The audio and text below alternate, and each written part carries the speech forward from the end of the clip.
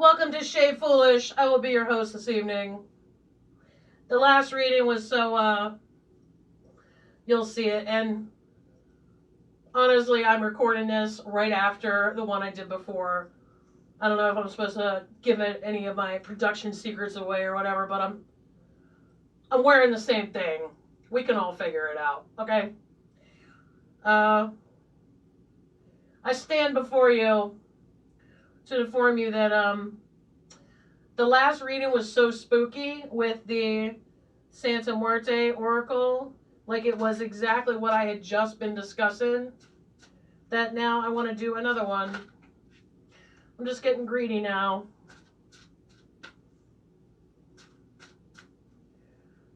Fascinating. How's everybody doing? I know I feel pressure to work the room. I definitely like standing better. I was like hunching over this desk and my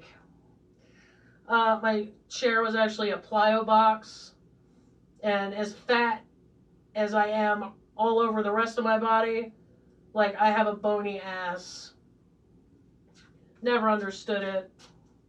I guess you either get amazing calves and bony ass, or healthy ass and little chicken legs. I don't know. I don't make the rules. But, you know, all bodies are, the composition of them is not about effort. Because I spent 8 years powerlifting, lifting. I can't tell you, have like millions of pounds, okay? And my ass just never grew. It never came in. And that's okay. You know why? Because who said it had to? Who said? Who said? Who said that I had to have a big juicy behind? Do I care that that person said it? These are the questions. The answer is no. I don't care. And no. I doubt anyone really actually came out and set that rule. And if they did, I don't give a rat's. In fact, I don't even give my own ass because I ain't got one. How about that? Ooh, we're on fire today. Let's do another oracle reading after the last one was so... Wee.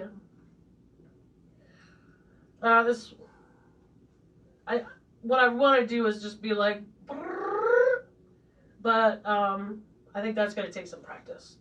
Something to shoot for, though.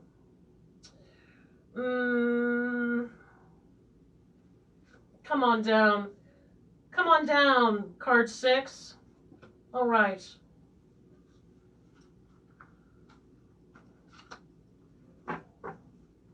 It's your time to shine, buddy.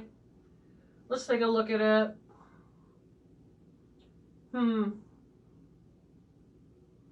This card looks like something I'd see on a Twitch live stream. All right. Card 6. I'm sure it's something that I can pronounce for sure. Uh-oh. You're all out of order. Card 6. Order. I get it. I get it. It's like an ancient version of The Sims. This card represents the basic impulse with which all things are organized, and organized according to determined principles and structures. Okay, I get it. That makes sense now. Atoms organize themselves into molecules just as neurons into the nervous system, giving life to that which will become conscience and awareness in living beings. By following this principle, structures begin to differentiate from one another in the primordial soup of chaos. Yes. That's card 3. Call back to chaos. And although they are primitive, they will develop into more evolved and specific phenomena. Wow. This is a good one. Actually, I think this might be for me now. Sorry for being selfish. The advice of the dead. Learn to organize your ideas, but also to have the courage to abandon them, if necessary. To not remain trapped in them. Fallacy of sunk costs. That's a big one. It's not just a logical fallacy. It's also perhaps one of the most employed self-sabotaging techniques. And I mean that. Denise over at Spiritual Growth Tarot, notorious SGT as I call her, she did a reading the other day about, well, you can find it, but it's about how people are, some people are just hanging on for dear life to the idea that certain events are going to happen, even though they, you know, but that's, I mean, that's been throughout history, right? Like, many cults of personality, many apocalyptic, you know, minded people. If this event's going to happen, this event's going to happen, it doesn't happen. And then they're like, oh, well, that's because we got the year wrong. I mean, that's been happening since the dawn of time, honestly. And what I said was, the thing about grifters, some of these people actually believe what they're saying, okay? Even the cult leaders. Unfortunately, a major part of grifting is, you know, they suck you in. It's like a dealer of whatever, like a substance or a belief system or whatever. They suck you in, okay? Through charisma, through fear. A lot of times it's fear, especially like the religious cults, or the promise of like some promised land, or some like utopia. That's a technique that's used a lot. If you kind of, you know, educate yourself about the history of grifting, nobody that's alive today, currently grifting, is doing anything new, is doing anything that hasn't been done for hundreds of years, okay, and quite possibly longer. It's not anything new because it works, all right? They suck you in, okay? And you're shaking your head. You're probably going, no, like, not me. And a lot of the people that get sucked in said the same exact thing. I'm not vulnerable to that, okay? And I'm not throwing stones. I'm just saying human behavior is almost geared for this to work. Otherwise, these tactics wouldn't work after hundreds of years of knowing that they are out there, okay? It doesn't sound like a grift. It makes perfect rational sense. But then the second part of that grift is to get you to hook yourself.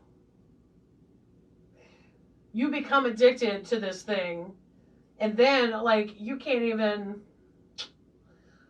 I mean, it's a 50-50. Like, to me, almost everything could be split into, like, 50-50. 50% of it was the grifter, like, snagging you in the first place. But then the other 50%, and I don't mean blame. I don't mean 50% blame. I mean 50% factor. Okay?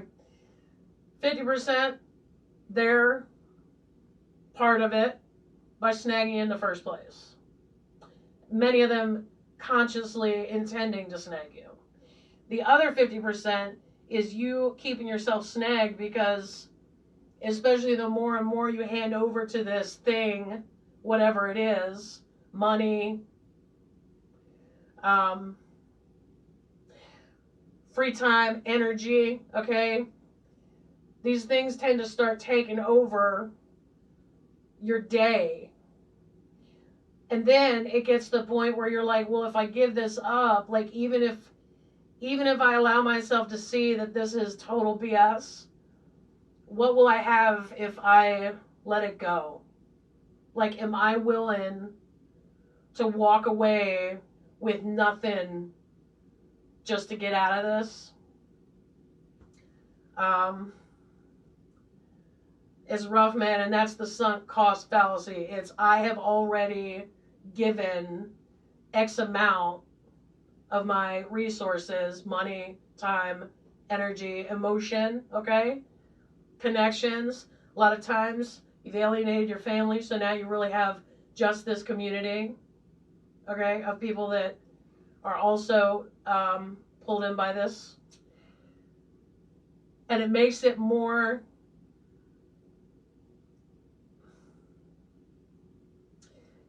it makes it less likely that you'll walk away, because it, after a certain point, you're gonna walk away with nothing at all. Everything that you've put into it, gone. I think it's also why people continue, like, it's just as simple even as, like, continuing to repair a vehicle that you know it's not worth repairing because you've already spent so much money. You paid off the car, or you have the car payment or whatever. You know it's not worth as much as what you paid for it. And then you're like, well, it's just another $200, you know, and I can keep my car alive for a little bit longer. Because, you know, we think, I mean, as a human, this brain stuff, it's human psychology to think of all the investment you've put into something. And that kind of thinking can keep people from making the right decision. Which brings us back to number 6. The ancient SimCity. Don't be afraid to let go, to walk away. You know, in 3 or 4 months, you could have a whole new life. You know, it's going to be rough, right? But if you don't let go, you won't be able to build anything new. And that kind of goes against our default, right? Well, that was enriching. Thank you for joining me, and I will see you at another time.